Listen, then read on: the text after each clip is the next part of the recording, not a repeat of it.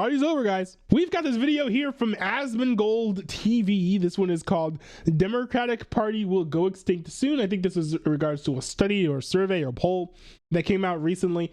Kind of interested to see what, I think, who was it, CNN who did this? Well, CNN's analysis of this is going to be and what Asmongold's thoughts on this are going to be as well. So this is nuts. Look at this. This to me is one of the most shocking pieces of poll data that I truthfully have seen this year, or maybe in any prior year. Really? Yes, really, because I want you to take a look. Cares more about the needs for people like you. You mentioned it, Kate Ball. We got a tie even after this tariff war had already started. That's interesting. So we have, in 1994, 19% more people said that Democrats care about them than Republicans, right? Because you have to remember, by the way, Republicans are, I'm just going to be extremely reductive here, so if you get mad at me, that's your fault. But the Democratic Party is the feelings and emotions party, and the Republican Party is the facts and logic party. So it would be natural for the Democratic Party to get these very high numbers of people saying, oh, they care about me, because that's pretty much all the Democratic Party say. Oh, we care about you, we care about you, we care about the poor, whatever. We hate the rich, but we care about the poor, and all this stuff. We care about the minorities. We don't like white people, but we care about the minorities. That's the type of stuff that you hear from the Democratic Party all the time. And so, of course, with rhetoric like that, of course, you're going to see gains of 19%, but here's how things have gone. From 1994 to 2005, the Democrats had a 23% lead. Very nice, not bad. 2017, it dipped down to 13%, which is still pretty big. You know, it's almost halved, but it's still pretty big. And then taking it all the way down to now, it is tied, which is insane. Now, part of that is Donald Trump's rhetoric is also extremely emotional, so that's probably part of it. But still, it's actually kind of wild that the Republican Party is tied for the amount of American citizens who think that that party cares about them. Split between Democrats and Republicans on how people feel. This is wild. Which party this on cares CNN too. more for needs of people like you. And why is that so surprising? Because I want you to take a look at prior years. Democrats always lead on this question. Back in 2017, before the 2018 midterm. That's a crazy correction too. Like a plus 19, a plus 23 in terms of percentages. Think about a percentage. A 13% drop is nuts. Yeah, that's a 13% drop from 2017 to now. A 10% drop from 2005 to 2017. 13-point lead. 2005, a 23-point lead for Democrats. 1994, which was a big Republican year, a 19-point lead for Democrats. And now, all of a sudden, a tie? All of a sudden, the Democrats, who are the party of the people, no more. We get a tie on Well, I mean, also, to be fair, right, it makes sense because like Democrats are the college educated ones, right? Republicans are the ones who are not. So when it comes to like the people, if we're gonna say the people are folks who are like lower class with less levels of education, that's Republicans now.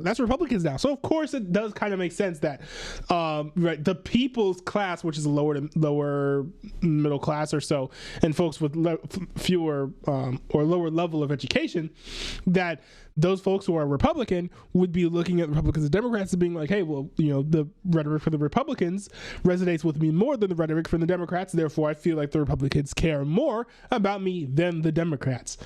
That's just kind of natural. This question on a question that has traditionally overwhelmingly been a Democratic advantage. Which party cares more for the needs of people like you? It's truly something I would not have expected to see, especially after this tariff war had begun. Where does it show that Republicans are making the most gains? Yeah, again, you talk about party of the people. Look at this. Cares for the needs of people like yourself. Look here, we got non-college, we got those with a college degree. Among those with a college degree, it's the same score. Plus 18 points for Democrats in 2017. This is how it's plus been 18 forever. points for Democrats now. Gen but Z look men, among yeah. non-college voters. Look here. It was plus 7 for Democrats in 2017, and now Republicans an overwhelmingly gain. Plus 9 points. That's nuts. That is the gains have been concentrated, at least. Because you think about that, like, I mean, you go plus 7 to plus 9, or minus 7 to plus 9. Yeah. Like, that's 16-point differential. That's huge. Yeah, that's insane. And also, this is something that's very, very true, by the way. Look this up. Go online, look up the the electoral college maps to see who would have won the election if only non-college voters voted for president, and then compare that to what the electoral college results would look like if only college-educated people voted for president. It's night and day. It's night and day. That's a massive differential. Among voters without a college degree, the working class. That is where Republicans have gained even since the beginning of the The reason why this happens is because a lot of people that work in trades are sick of being talked down to by somebody that works in an accounting department that makes half their salary, that thinks that they're smarter than them because they went to school and they've got $100,000 of student debt. I gotta adjust the chair so I'm gonna be standing up here.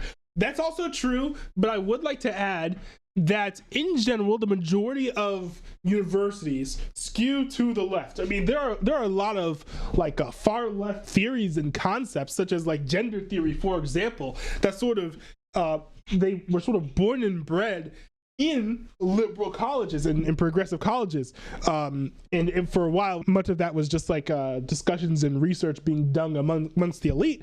Then millennials went to college, and then those professors started talking about the research to the millennials and basically indoctrinated a whole generation, and now they're all woke, basically. And that's how woke this became somewhat mainstream.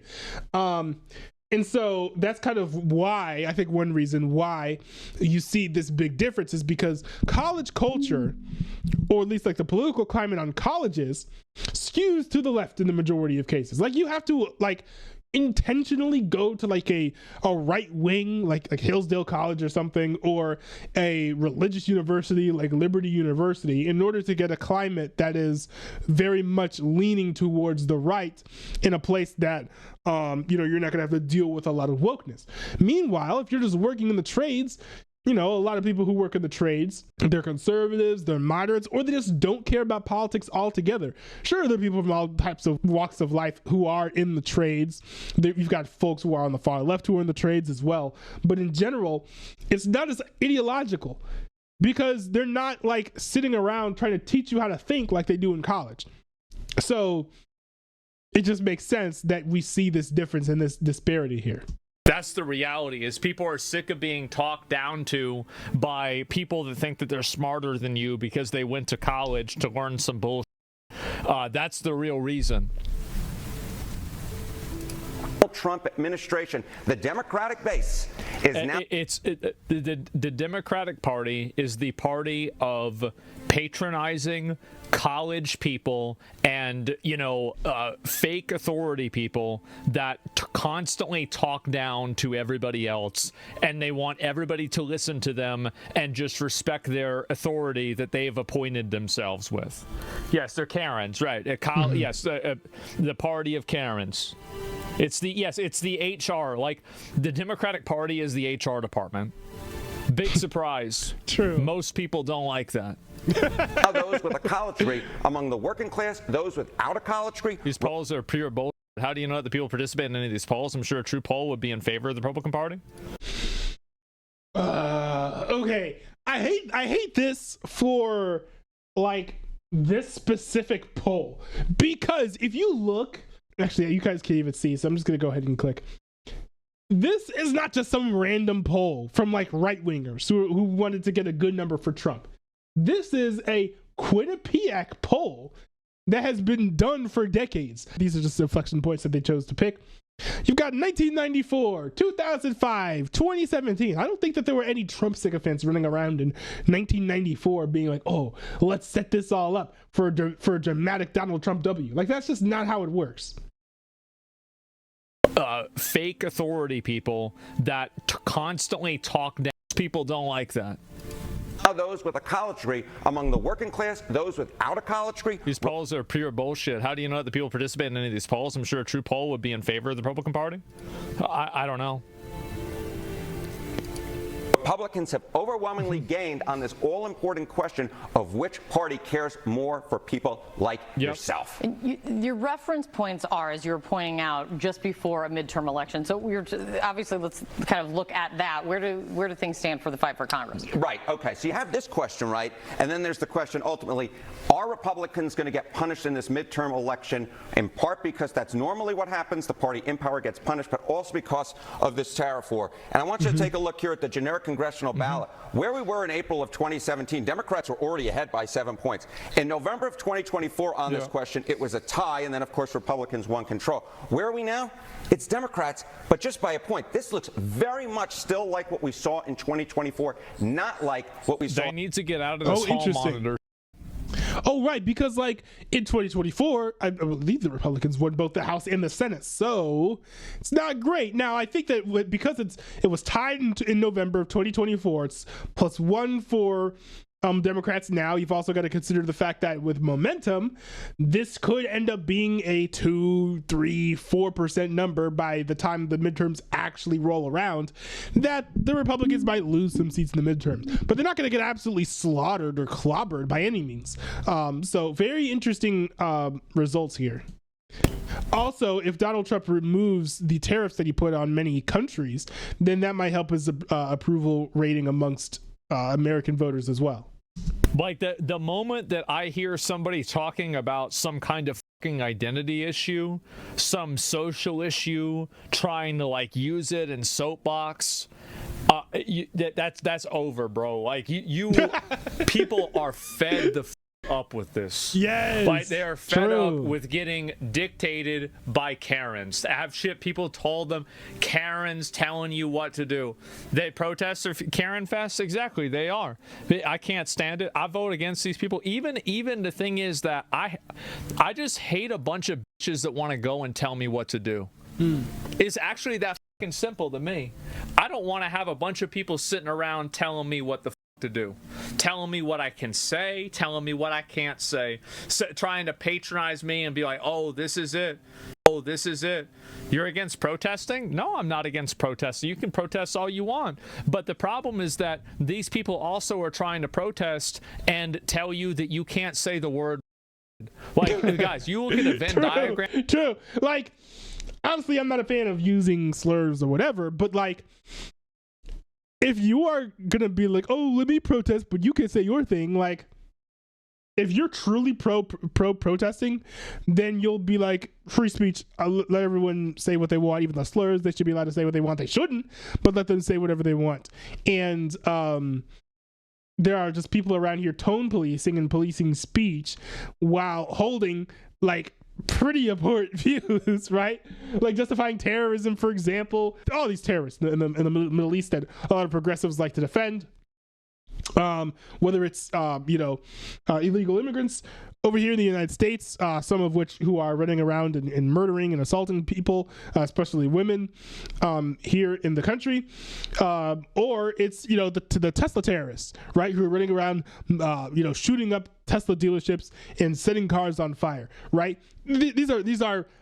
I think that society should treat these as vile behaviors that should be exorcised from the Overton window of things that our society would ever consider accepting. But these are somewhat mainstream in the progressive mind. Now, of course, it's fair to point out that the majority of people aren't even progressive, but the progressive movement is still pretty powerful, and they hold a lot of sway over Democrats and liberals. Between these two groups, it's a fucking circle. I don't want to have somebody telling me what words I can and can't say. That's it. It's a gotcha. That is a gotcha. Let's go perm ban him. Great idea. Great idea. Good point. I lost him. Yep, he got away. Can't win them all, boys. Can't win them all. I don't know what anyway, that's so this is really the reason. And you want to know the real reason why this shift happened? It's that learn the code bullshit.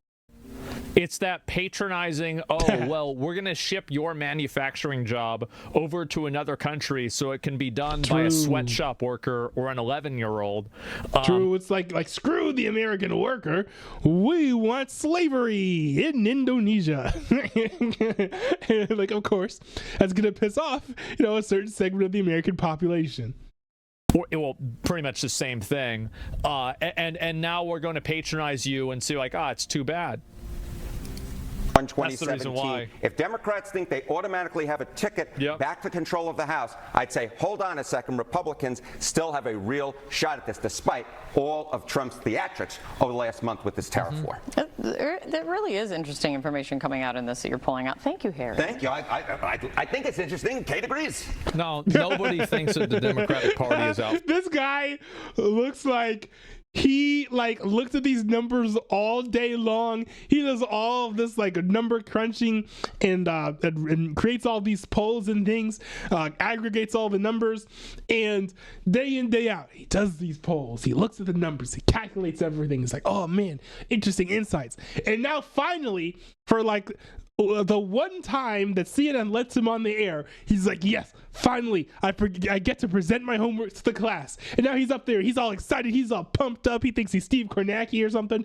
And then he's talking, and I don't know who the person is over there to his right, Kate Bourdain or whatever, I don't know. But she's like, oh, I find this very fascinating. He's like, yes, finally someone understands the genius and the insights and the fascinating nature of all of the numbers I have crunched over my months and months and months and toil and sweat that I have spent and expended when it comes to examining all these numbers and generating these poll numbers and crunching them down so that they are somewhat consumable by the American public. Despite all of Trump's theatrics over the last month with this tariff war. There really is interesting information coming out in this that you're pulling out. Thank you, Harry. Thank you. I think it's interesting. Kate agrees. No, nobody thinks that the Democratic Party is out for workers whenever all they talk about is trans issues and shit like this. Right, because nothing says I stand with the people like saying, oh, men need to go in women's restrooms, right? Nothing shows that you're more in touch with with the general population by saying that women should be forced to lose in swimming races.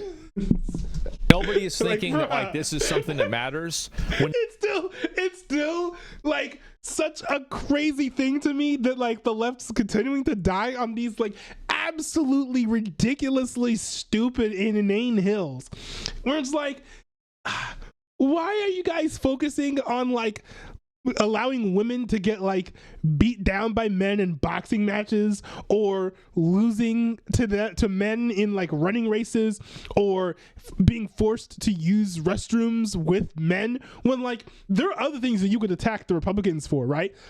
Bro, what happened to you guys talking about the healthcare system?